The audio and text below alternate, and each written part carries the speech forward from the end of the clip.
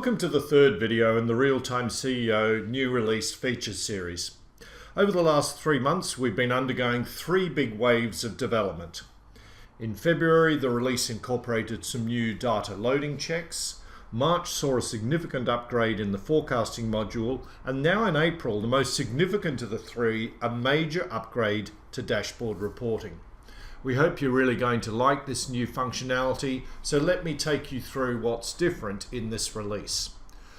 The first thing that you will see is that we now have the ability to print information from the dashboard, and if you select the print button, the software will produce a PDF that incorporates not only the dashboard but all of the graphs that are sitting behind the dashboard, and we have a significant number of new graphs to show you.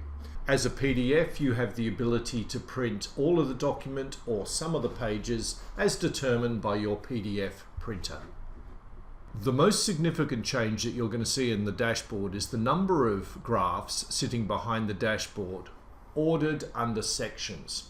Some of these sections are the same as previous, some of them are very different with a number of new graphs, but one of the first things that you're going to see when you go into one of the graphs is that we now have hover ability.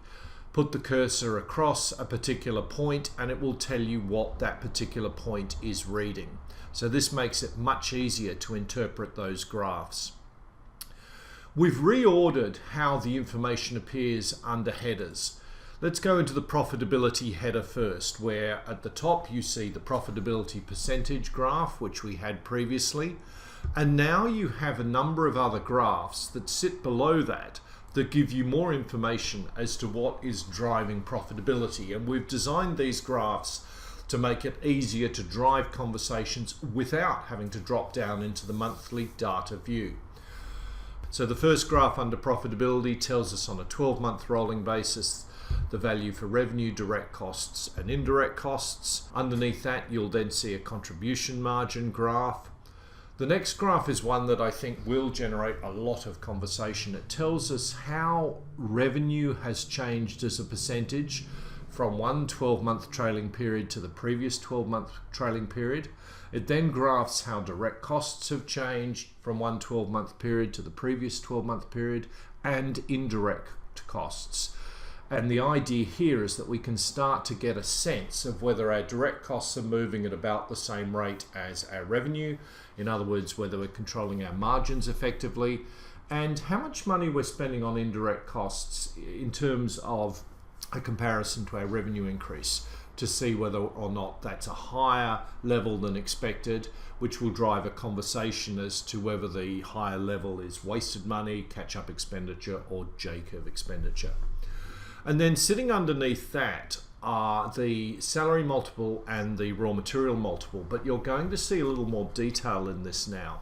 First of all, in the salary multiple, we now distinguish between direct salaries and indirect salaries. Previously, we had one salary multiple that lumped all salaries together and gave us a trend on how that was going. And we still have that in the graph below that tells us our overall salary multiple. But what we've now also got is a second and a third salary multiple, being the direct salary multiple and the indirect salary multiple, calculated exactly the same way. How many dollars of revenue are we generating from $1 of salaries, or $1 of direct salaries, or $1 of indirect salaries? If our salary multiple trend is changing, we'd like to know whether that change is happening because of our direct salaries or our indirect salaries. So fundamentally, we've got the raw data in the graph above, and then we've got the salary multiples underneath.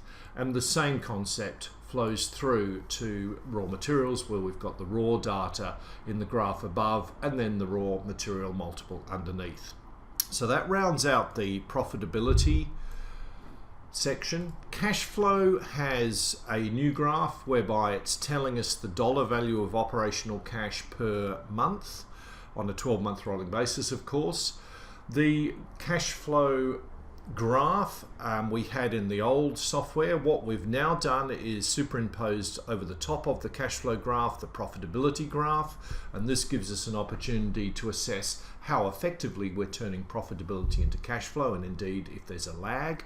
If there is a lag, then that would prompt us to go and have a look at the things that can create a lag between profitability and cash flow, such as accounts receivable, inventory and accounts payable, and you're going to see more details with regard to those areas in the leverage section. The last graph being cash and bank debt is exactly the same as we saw before. Under the leverage section, we of course start off with our leverage rating at the top, and then we look at the 4 operational components that impact leverage. The first is accounts receivable, and you can now see a graph that plots total revenue on a 12-month trailing basis versus the accounts receivable at the end of that month, and underneath that a accounts days receivable. Underneath that you'll see a very similar concept with regard to inventory, where we plot the raw material value and the inventory value to give us an inventory days. Underneath that you will see the purchases, where we plot purchases against accounts payable to give us an accounts payable days. And then the fourth thing that influences our operational balance sheet is of course our investment in fixed assets, and underneath that you will now see how many dollars of revenue you're generating per dollar of fixed assets, which gives us some insight into how efficiently we're working our fixed assets. The ROE section is pretty well identical to the previous section, where ROE is the product of operational profit and leverage. And then we've got 2 completely new sections, the first of which is sensitivity. This is a single document that tells us if we changed any one of our 8 levers by 1% in isolation and nothing else changed, what would be the impact on return, on operational cash flow and on operational profit. We then order the most powerful to the top of the list and the least powerful to the bottom based on its ROE impact. Next to the ROE impact you'll see a column called power of price. This tells you how much more powerful price is than any of the other 1% changes, and almost inevitably price will be the most powerful driver of change in business. Now if you went into the crystal ball and selected the crystal ball forecast and put a 1% change into each lever individually, you would get exactly the same figures as on the sensitivity analysis. However, in the sensitivity analysis it brings it all together into one document, which will serve as a very useful reminder to the leadership team as to where they should focus their leadership attention.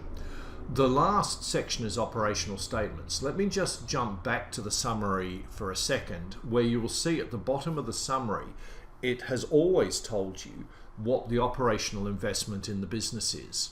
What you now have sitting behind operational investment is a detailed calculation of how your operational income statement looks, which is actually very similar to a normal income statement, but your operational balance sheet is vastly different. And this operational balance sheet is of course based on the research originally done by the DuPont Group some 90 years ago, where they looked to recast the balance sheet into how much is invested in the business and how that investment is funded. So you will see that that total investment number now explains the operational investment that is reported on the front dashboard. The last thing that I would like to share with you in the dashboard is a new feature called Forecast Accuracy Factor. This will turn on 1 month after you have been using the new version of the software. So let's imagine now that we had put our April 19 data into the software, and the dashboard was now showing us the information for April 19. What you will now see at the bottom is a new box called Revenue Forecast Accuracy Factor. And this is telling us, in this instance, total revenue for April was 161% of what we forecast 30 days ago. On this particular data, it would suggest to me that the forecasting 30 days ago was pretty inaccurate. A result of 100% means that your actual result is identical to what you forecast 30 days ago. Now, if I wind the dashboard forward another 2 months, you will see that once you have 3 months of data in, that you also get a 90-day forecast accuracy factor, and those two will then continue going forward. Thank you for listening and enjoy Real-Time CEO.